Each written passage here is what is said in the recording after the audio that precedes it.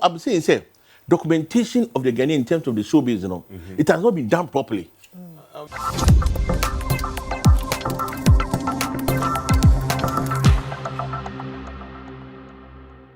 So when it comes to young Ghanaians, are we really telling our story? Are we documenting it?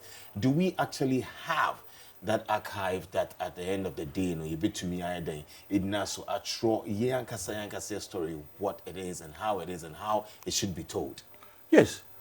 Madam Masapa, thank you very much for this opportunity. You see, when you go to school, you have so many lessons to learn. History, geography, science. They don't teach you all the basic things of life.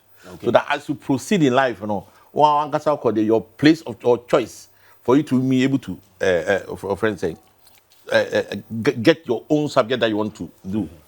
And Adebakwa, it worries the Ghanaian is keeping archival materials. Most of this thing from the stories that were told, the answer stories, most of them were verbal. They were not documented, verbal. And when you tell stories about verbal issues, as it gets along, it distorts. Because we didn't ever come home to also please a. So if you have people who are able to document certain things, I mean, to be very proper for the Ghanaian to learn a lot. That's why we have the Ghana Museum and Monuments Board. We have them there. Their sole responsibility is to document archival materials of the Ghanaian in every sphere. But over entertainment industry, no more. Saying that I'm Padubina not teasing or can story. You hardly hear. There are a lot of things in the creative space that people don't know, and it goes beyond certain chapters. Government after government, how did they create the showbiz industry in terms of getting the history? To quote moi, fortunately, I was one person. I come from a family of historians. My one of them, my great maternal grandfathers. He was part of the people who were recruited to join Achimota School in the 1920s. And I understand that day that he was coming from our village, Agogo. He was train, in a demand.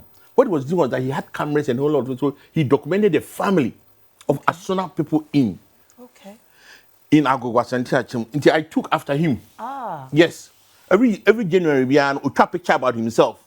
And then if you look at the correlation of his picture, from a year to say nature is very, very wonderful.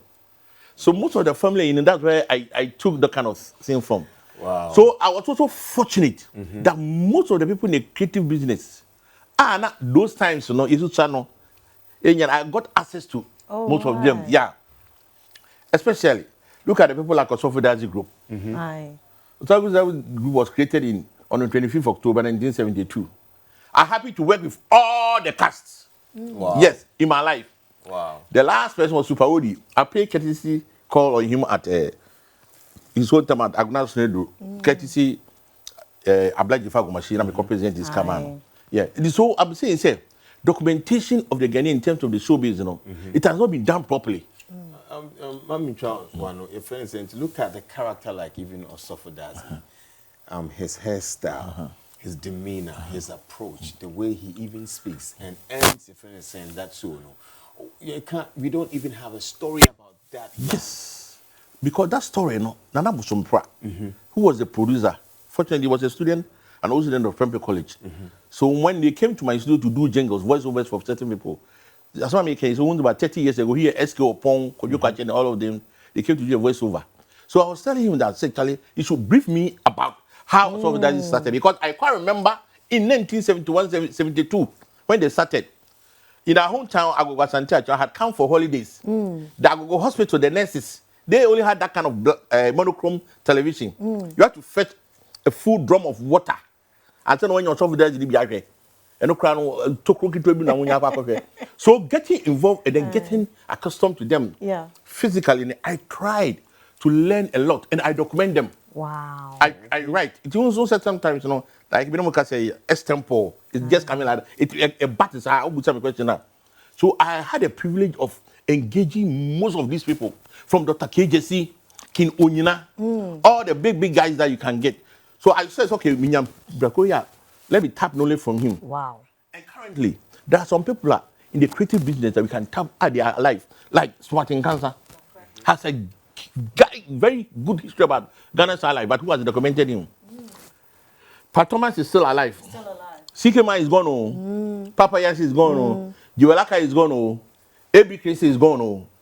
Nana Padu is gone. And these were the connoisseurs in the industry that they started from the 50s to 60s. Especially Nana Padu. When you get closer to him, Charlie, that man was so deep. And thank God I got closer to him, and then he gave me a lot of stories.